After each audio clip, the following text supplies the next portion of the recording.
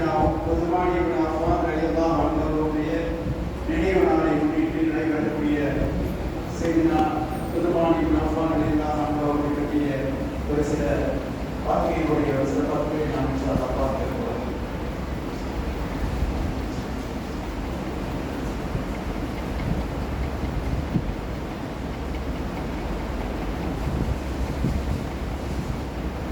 السلام عليكم ورحمة الله وبركاته.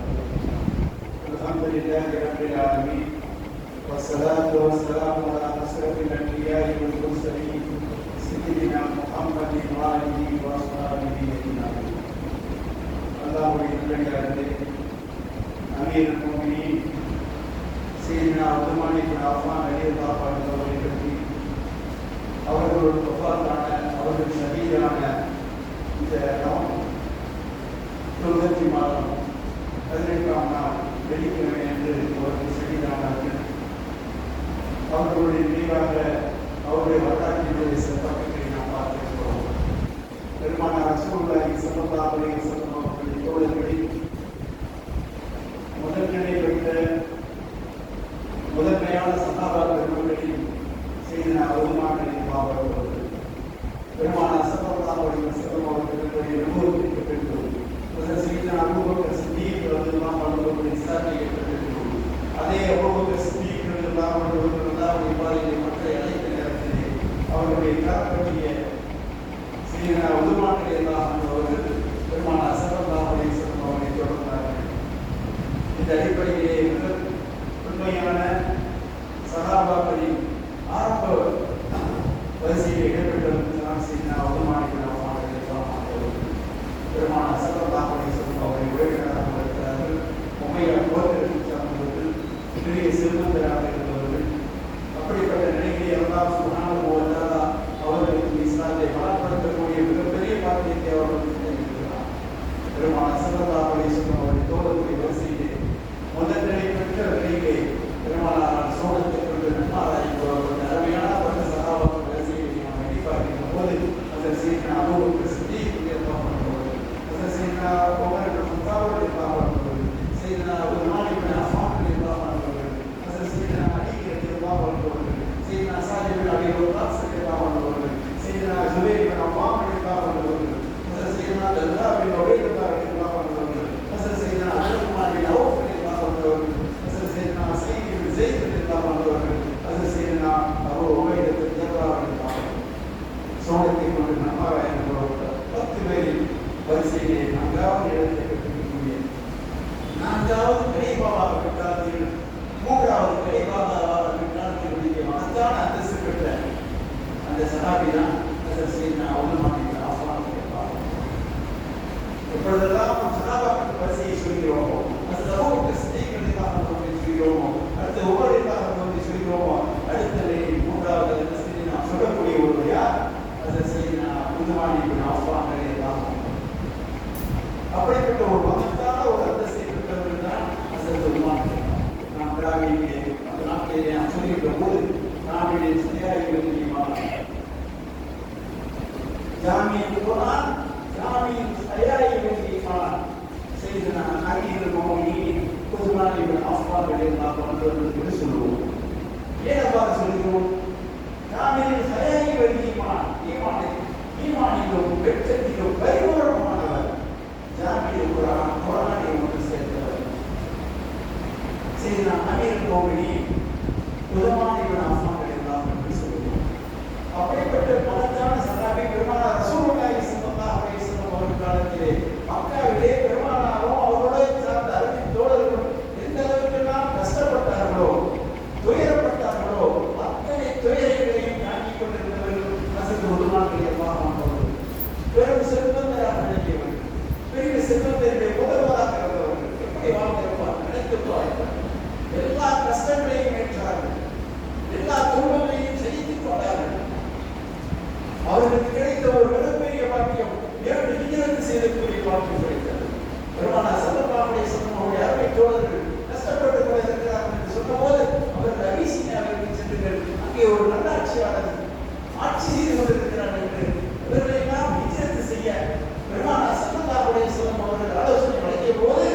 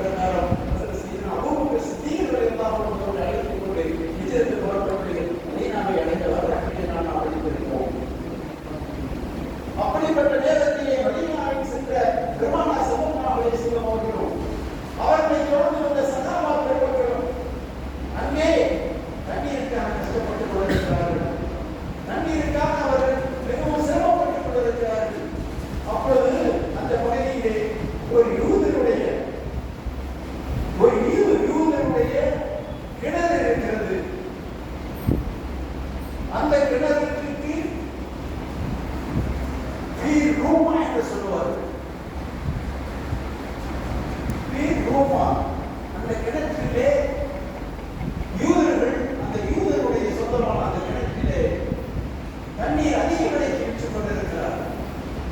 அதே நேரத்திலே முஸ்லிம் பெண்கள் அவர்களெல்லாம் அங்கு சென்று தண்ணீர் எடுப்பதிலே சிரமம் ஏற்படுகிறது, சங்கடம் ஏற்படுகிறது. சகாபாக்களுக்கு கொடுக்க முடியவில்லை, கஷ்டப்படுகிறார்கள். அதை கண்ட ரசூலுல்லாஹி ஸல்லல்லாஹு அலைஹி வஸல்லம் அவர்கள் சொல்கிறார்கள்,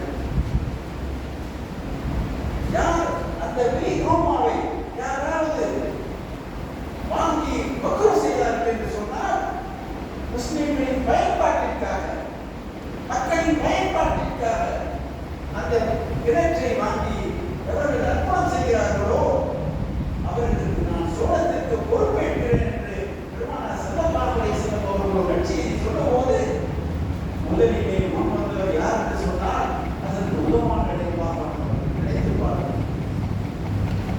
கஷ்டமான வேளையில் சகாபாக்கள் வறுமையோடு இருக்கிற நேரத்திலே அதை செய்ய உதவான எப்படி இருந்தது பாருங்கள்.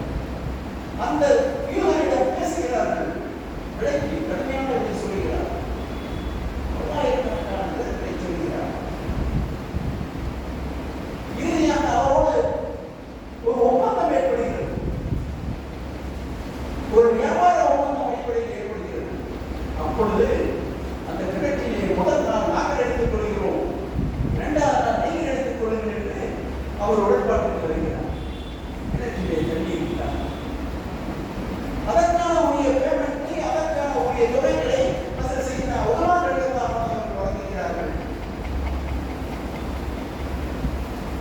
அந்த நிலையை நாம் எண்ணி பார்க்கின்ற போது முதல் நாளிலே தண்ணீர் எடுக்கிறார்கள். அல்லாஹ் சுப்ஹானஹு வ தஆலா சகாபாக்களுக்கு எப்படி ஒரு வழக்கத்தை செய்கிறார் பாருங்கள். அவர்கள் முதல் நாள் தண்ணீர் எடுக்கின்ற போது அந்த கிணற்றிலே நீர் பொங்கி வழிகிறது. முதல் நாள் நீர் பொங்கி வழிகிறது. சகாபாக்கள் மக்கள் தனக்கு அன்றைய தேவைக்கும் மறுநாள் தேவைக்கெல்லாம் தண்ணீர்களை எடுத்துக் கொள்கிறார்கள். அதே வேளையிலே மறுநாள் யூதருடைய காலத்திலே யூதர்களுக்கு ஒப்பந்த அடிப்படையில் அடுத்த நாள் அவருடைய பொறுப்பு இருக்கும் போது அடுத்த நாள் அவர் வியாபாரம் செய்து கொண்டார் என்று எதிர்பார்த்தார். அதே நேரத்திலே அடுத்த நாள் நீர் கிடைக்கும் கீழே சென்றுவிட்டது. இந்த நிலையை தொடர்கின்ற போது அவர்கள் மீண்டும் பேசுகிறார்கள், ஒரு கிணற்றை வாங்க வேண்டும் என்பதற்காக. அந்த நிலையிலும் கூட இறுதியாக செய்த அவமானங்களை பார்க்கும் பொழுது இதற்காக 20,000 நிலத்துக்கு அதிகமான பணம் கொடுத்து அந்த கிணற்றை விளைச்சி வாங்கி அல்லாஹ்வுக்காக வக்ஃப் செய்கின்றார். எப்படிப்பட்ட பாக்கியம்! தண்ணீர் கொடுப்பதற்காக, தண்ணீர் வழங்குவதற்காக, மக்களுக்கு எளிதாக்க வேண்டும் என்பதற்காக பெருமானார் ஸல்லல்லாஹு அலைஹி வஸல்லம் அவருடைய கட்டளையின் பிரகாரம் ஒரு மகத்தான வாய்ப்பை பெற்ற அந்த கிணற்றை அவர்கள் வக்ஃப் செய்துவிட்டார்கள். 1400 ஆண்டுகளுக்கு முன்பாக செய்த உதவான்கள் செய்த வக்ஃப் அல்லாஹ்வுக்காக அதை அர்ப்பணித்து விட்டேன் என்று சொல்லி அந்த கிணற்றை கொடுத்தது பலர் நினைத்து பார்க்கின்ற போது இன்று காலமெல்லாம் தொடர்ந்து கொண்டிருக்கின்ற வரலாற்றை பார்க்கிறோம்.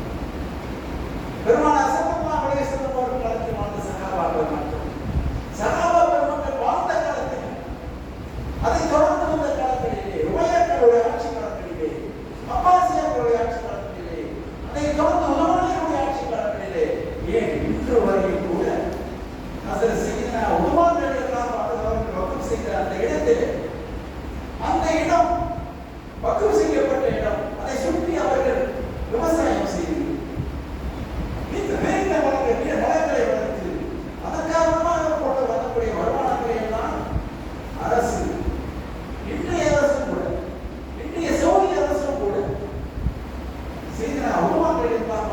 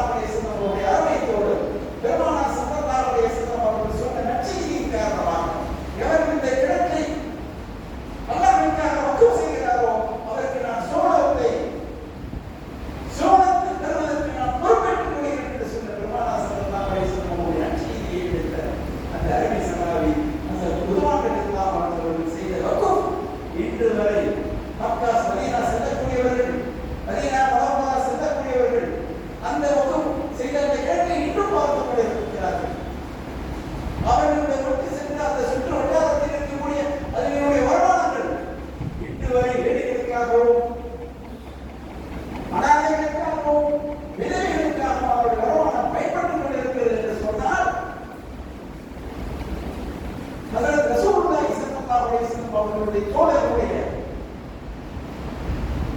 இந்த அல்லாஹ்வுக்காக செய்த ஒரு மிகப்பெரிய காரியத்தை முதலில் நினைத்து பாருங்கள்.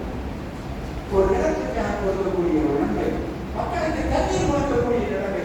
நாமெல்லாம் ஒரு காலத்திலே 50 ஆண்டுகளுக்கு முன்பு நாமும் பார்த்திருக்கிறோம். நம்ம ஊரில் கூட குடிக்க தண்ணீர் தூர தொலைவில் இருந்து வந்து கொண்டிருக்கிறது.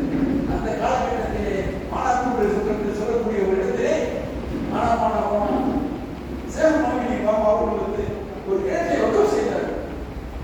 அதன் மூலமாக அரசு மணப்பேட்டிலே தேங்க அமைத்து ஊரளவிலே தண்ணீர் சப்ளை பண்ண ஒரு நிலையிலாம் ஒரு காலத்திலே பார்த்திருக்கிறோம். தண்ணீர் கஷ்டப்பட்ட காலங்களிலே தண்ணீருக்காக இந்த வழித்தோழர்கள் எல்லாம் இப்படிப்பட்ட நன்மாராயங்களை பெற்ற காரணத்தினால் தான் இன்று வரை நம்முடையவர்கள் நம்மவர்கள் அல்லாஹ்விற்காக தான தர்மங்கள் செய்யவும், அல்லாஹ்விற்காக நற்காரியங்கள் செய்யவும், அல்லாஹ்விற்காக அது போன்ற பணிகளை செய்யவும் இன்று முன்வந்து கொண்டிருக்கிறார்கள் என்று சொன்னால் அதற்கெல்லாம் முன்னுதாரணமாக விளக்கக்கூடியவர்கள் அதில் செய்யனா உதுமானி இப்னு அஃபான் ரலியல்லாஹு அன்ஹு அவர்கள் தான். நினைத்து பாருங்கள், மஸ்ஜித் நபவி விரிவாக்கத்தின் போது அதனுடைய தெற்கு பகுதியிலே முன்பகுதியிலே அவர்கள் இடமாகி மஸ்ஜிதை எக்ஸ்டென்ஷன் செய்வார்கள், விரிவாக்கினார்கள். அதில் செய்யலாம் உதுமான் ரலியல்லாஹு அன்ஹு.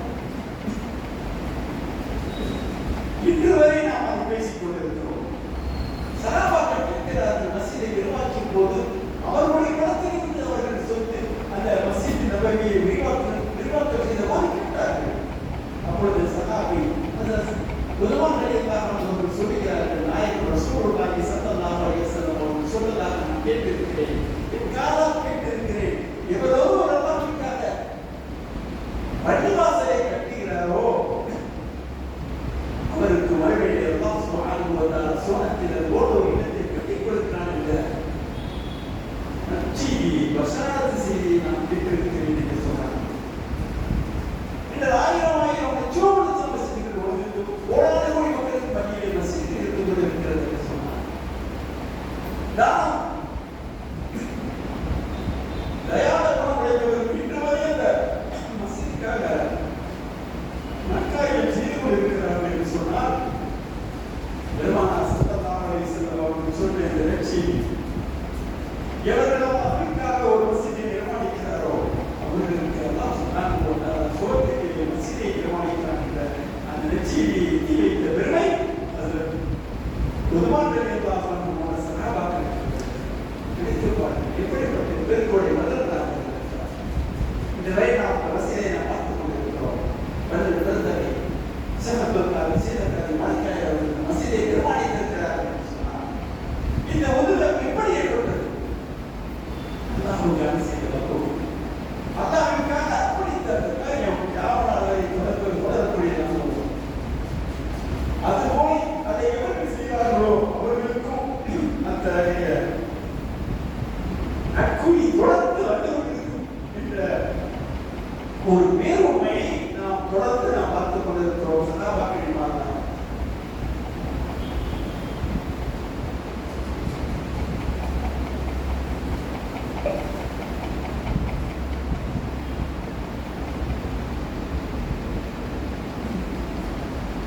ஒரு வக்ஃப் சொத்து எப்படி 1400 ஆண்டுகளாக தொடர்கிறது என்பதற்கு ஒரு உதாரணமாகத்தான் இதை நான் சுட்டிக்காட்ட விரும்புகிறேன். எப்படி 1400 ஆண்டுகளுக்கு முன்பு உதுமான் ரலியல்லாஹு அன்ஹு அவர்கள் செய்த வக்ஃப் இன்று வரை பராமரிக்கப்பட்டு மதீனா முனவ்வராவிலே ஏழைகளுக்காகவும் அனாதைகளுக்காகவும் விதவைகளுக்காகவும் பயன்படுத்திக் கொண்டிருக்கிறார்கள் என்று சொன்னால் இது நமக்கெல்லாம் ஒரு உண்மைதான். நான் தர்மம் தயாரிப்பவர்களுக்கு திருக்குறை வரலாறு வழங்கிய ஹசரத் உதுமான் ரலியல்லாஹு அன்ஹு அவருடைய சிறப்பு, அவருடைய மகத்தான சிறப்பு, சஹாபா பெருமக்களின் தனி சிறப்பை பெற்றவர்கள், இரு ஒளிகளை பெற்றவர்கள், தனி பேர் பெற்றவர்கள் ஹசரத் உதுமான் ரலியல்லாஹு அன்ஹு. 2 ஒளிகளை பெற்றவர்கள். காரணம் என்ன? பெருமானார் ஸல்லல்லாஹு அலைஹி வஸல்லம் அவருடைய அருமை புதல்வியார் ருக்கையா அம்மையார் அவர்களையும் அதற்கு வஃபாத்துக்கு பின்பு அவருடைய மற்றொரு உதவி முகக்கொள்ளும் அவர்களை மனமுடித்தவர்கள் அதில் செய்தனா உதுமான் ரலியல்லாஹு அன்ஹு அலங்காரமாக 2 ஒளியுடைய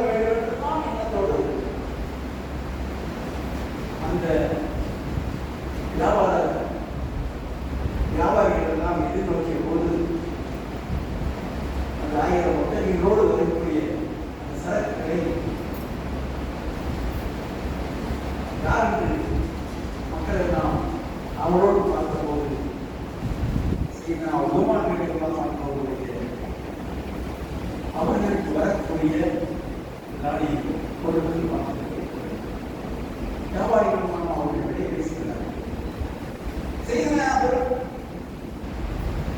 உதவுகள் கேட்கிறார்கள், எந்த லாபம் கொடுக்கிறீர்கள் சொன்னார். அவர்கள் ஒவ்வொரு பிரசிடென்டா சொல்லிக் கொண்டிருக்கிறார். அப்படி ஒன்றுக்கு மற்ற தெரிவிக்கிறார் அவர்கள் தெரியாது. அப்படி சொல்லுகிறார், அப்பா சொன்னாங்க ஒருத்தர் அவர்களுக்கு 10 தடவை சொல்லுகிறார்.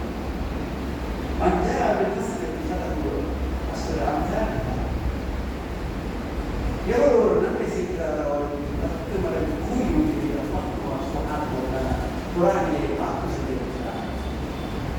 நான் இந்த பொருள் அத்தனை முன்னாடி மக்களுக்காக நான் விநியோகம் செய்கிறேன் என்று சொல்லி அத்தனை பொருட்களையும் அத்தனை தானிய மூலைகளையும் ஒட்டத்தில் வந்த அத்தனையும் மகாதேவ வாரியை தாமம் செய்திருக்கிறார் என்று சொன்னார்.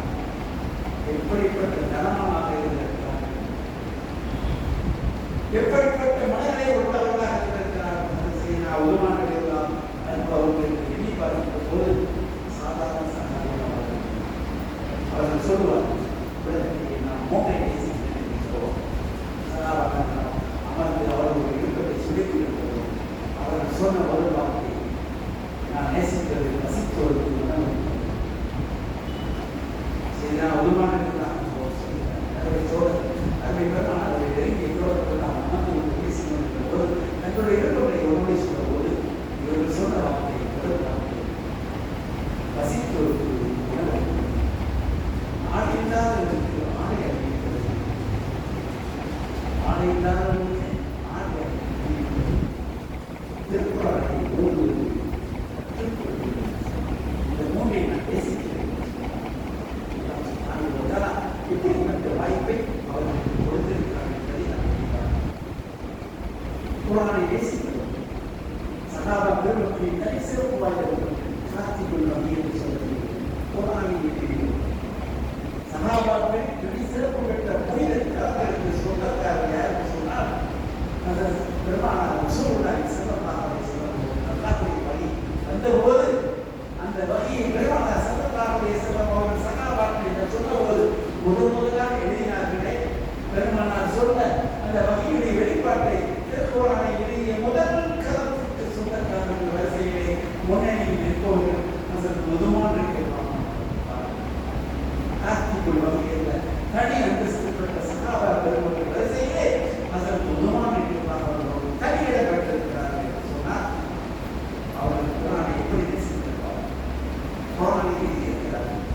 வகை வந்த செய்தியை பெருமானார் ஸல்லல்லாஹு அலைஹி வஸல்லம் கோலத்தில் சொல்லவும் அவர்கள் அந்த காலத்தில் இது அவர்கள் எழுதினார்கள். சகாபாக்கள் எழுதப்பட்டு அந்த சகாபா பெருமக்கள் எழுதினார்கள் என்று சொன்னால் அந்த காத்தின் வகையை எழுதக்கூடிய அந்த வகை இருக்கிறாக அதற்கு துமானில் சொன்னார். இப்படிப்பட்ட பேர் இன்று நாம் மேல் இருக்கக்கூடிய குர்ஆன்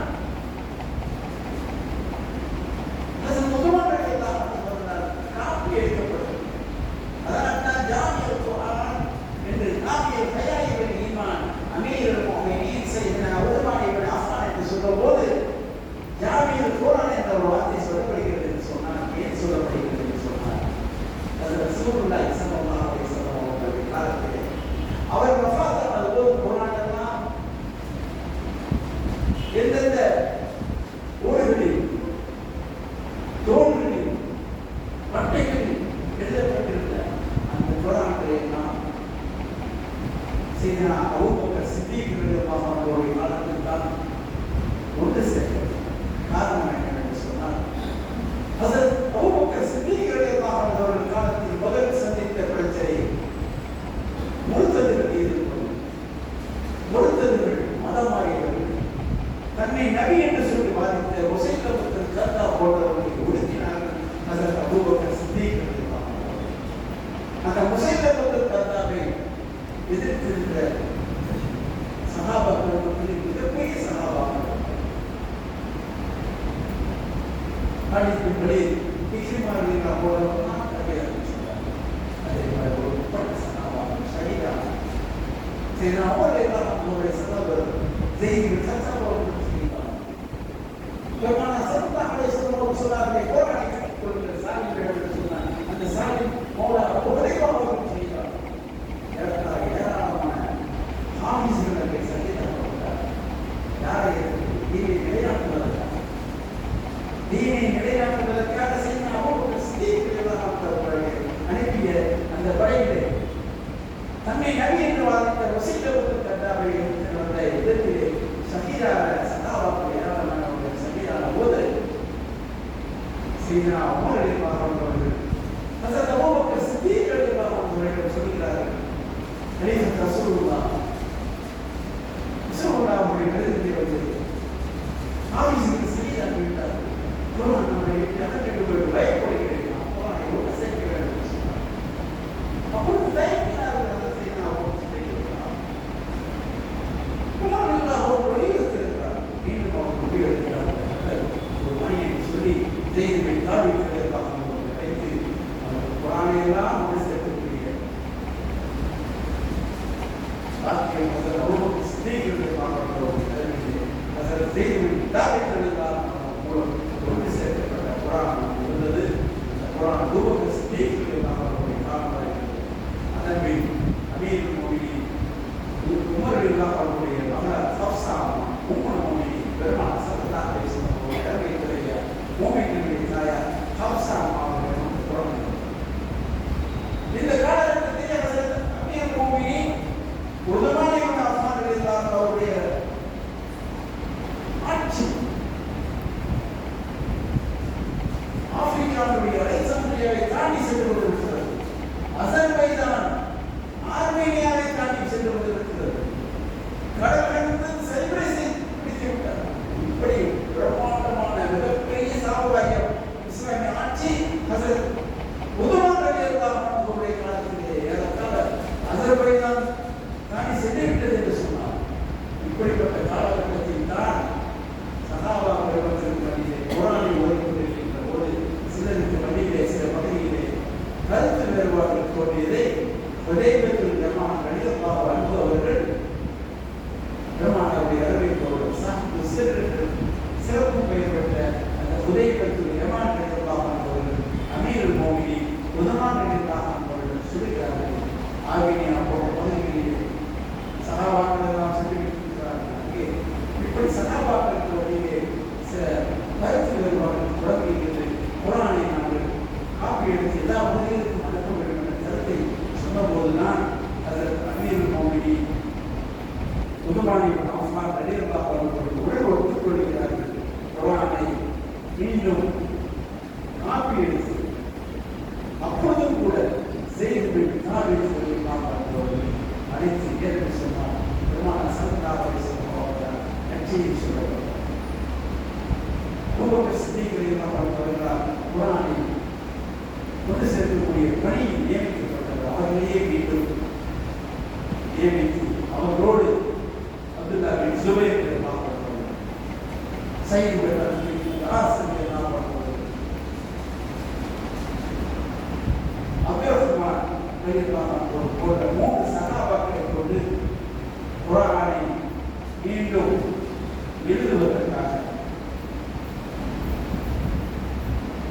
நியமிக்கிறார். அந்த அடிப்படையில் தான் பெருமானார் ஸல்லல்லாஹு அலைஹி வஸல்லம் அவர்களுக்கு குர்ஆனை உலகெங்கும் அனுப்பக்கூடிய பெரும்பாக்கியம் யாருக்கு சொன்னார். அவர்கள் காப்பி எடுத்ததோடு தன்னிடத்தில் வைத்துக் கொண்டார்கள். ஒன்றை மக்காவிற்கு அனுப்பினார்கள், மற்றொன்றை சிரியாவுக்கு அனுப்பினார்கள், ஷாம் தேசத்துக்கு அனுப்பினார்கள், மற்றொன்றை யமன் தேசத்துக்கு அனுப்பினார்கள், மற்றொன்றை பஹ்ரைனுக்கு அனுப்பினார்கள், மற்றொன்றை பஸ்ராவுக்கு அனுப்பினார்கள், மற்றொன்றை கூஃபாவுக்கு அனுப்பினார்கள். அவருடைய மாநாடுகளுடைய தலைநகருக்கு அனுப்பி அதன்படியே அத்தனை பேர் ஓத வேண்டும் என்று சொல்லி குர்ஆன் உஸ்மான் ரலியல்லாஹு அன்ஹு அவர்களுடைய காலத்தை பண்ணி காப்பி எடுத்து விநியோகிக்கப்பட்ட குர்ஆன் தான் எப்படி குர்ஆனை காப்பாற்றிக் கொண்டிருக்கிறார்.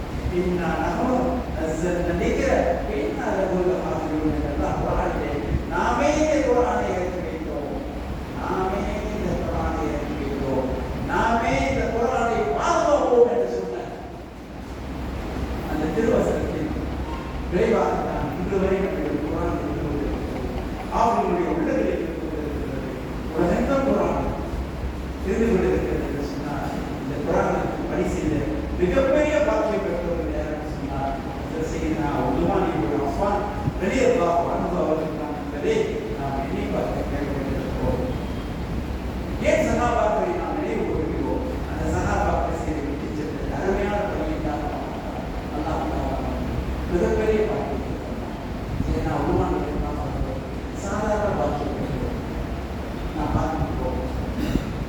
உதவி அவர்களை பெருமான சட்டத்தாரை முதல்வராக அவர் மக்காவின் முறையை ஆசைப்பட்டார். அவர் கருத்து நிறுத்தப்பட்டார். எங்கே உதவியா? அந்த உதவியாவிலே சகாபாக்கள் 1400 பேர். அந்த நேரத்தில் கூட அவருடைய மக்காவிட பேச்சுவார்த்தைக்கு யாரை அனுப்புவது என்று ஒவ்வொருவரும் கையில் கொண்டிருந்த நேரத்திலே உதுமான்றத்தில் அவர்களை மக்காவாசிகளுக்கு அந்த எதிரிகளுக்கு மத்தியிலே பேச்சுவார்த்தைக்கு ஒரு தனிநபரை அனுப்புகிறார்கள் என்று சொன்னால் எப்படிப்பட்டவராக மக்காவிற்கு சென்றுவிட்டு திரும்ப வருகின்ற போது அவர்கள் அந்த உதுமாற்ற நிர்வாகம் வருகையை தாமதமானதை ஒட்டி மக்களுக்கு மத்தியிலே வதந்திகள்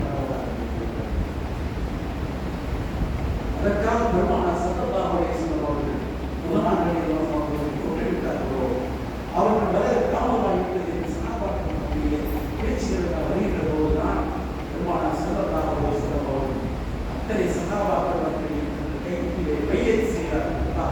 ஒரு உயிரை அர்ப்பணிப்பதற்கு தயாராக இருக்கிறோம் என்று சொல்லி உதுமாற்ற வருவதை தாமதித்த காரணத்தினால் அந்த உதவியா உடன்படிக்கையை அவர்கள் பையத் செய்கிறார். அல்லாஹ் சுப்ஹானஹு வ தஆலா குர்ஆனிலே சூரத்துல் ஃபத்ஹிலே நாம் பார்க்கலாம். லகத் ரலியல்லாஹு அன்ஹு வல்லதீன யுபாயிஊனக தஹ்த ஸஜரத்தி ஃபஅலிம மா ஃபீ குலூபிஹிம் ஃபஅன்ஸல ஸகீனத அலைஹிம் ஃபஅதாபஹும் ஃபத்ஹன் கரீபா. அந்த மரத்தடியில் உங்களிடம் கை கொடுத்து வாக்குறுதி செய்த நம்பிக்கையாளர்கள் பற்றி நிச்சயமாக அல்லாஹ் திருப்தி அடைந்திருக்கிறார்.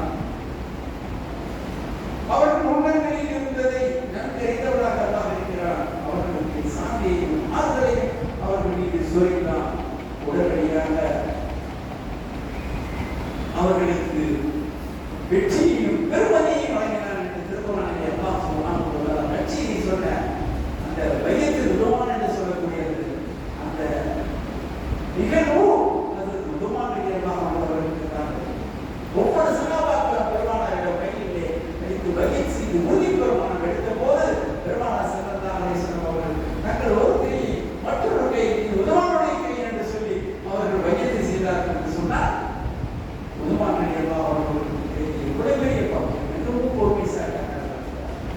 அவருடைய அவர்களுடைய நிறைவு நினைத்து பார்க்கின்ற போது மனதை நம்மளால் அவ்வளவு கடினமான சோதனையான ஒரு சூழலில் அவருடைய முடிவு அந்த நிலையில் பொறுமையை குழப்பமாக சூழ்ச்சியாளர்களுக்கு மத்தியில் கடைசியாக அவர்கள் குழப்பப்பட்டார். அவர் நினைத்திருந்தார் அந்த குழப்பத்தை நிறுத்தியிருக்கும். அவர்கள் பயந்தார். அண்ணா ஸல்லல்லாஹு அலைஹி வஸல்லம் அவர்கள் புனித பூமியில் இரத்தம் சிந்துவதை தவிர்ப்பதற்காக தன்னுடைய இரத்தத்தை ஏற்படுத்தார். கொல்லப்பட்டார். அவரை கொண்டாக்கூடிய முடிவை நாம் காண்கையிலே பார்க்கும் போது சகாபாக்கள் வரிசையில் எழுதுகிறார். விளைகிறார் அவருடைய வானம் கடலில் விளைக்குழப்பமான சூழலை உருவாக்கி அவர்கள் சகிதாக்கப்பட்டார். அவர்கள் சகிதான போது கூட அவர்கள் குர்ஆனிலே அப்பொழுது அவர் எடுத்தும் குர்ஆனிலே அவர்கள் இந்த ஆயத்தை ஓதிக் கொண்டிருந்தார் என்று சொன்னார். அவர் பேசிய அவ்வாறு போதுமானவர் என்று சொல்லக்கூடிய அந்த ஆயத்தை தான் நமக்கு எந்த தலைவர்